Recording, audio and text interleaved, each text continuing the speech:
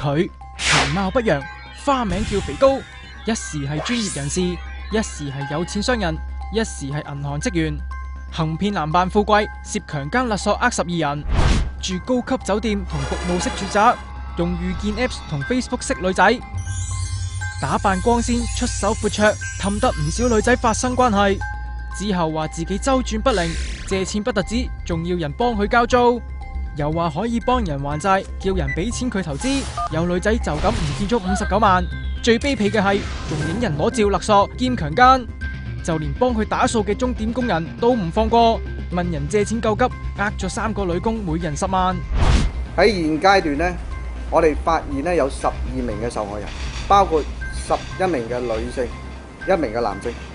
年齡係介乎呢22歲同埋52歲，而被騙嘅金額總值呢，大約係150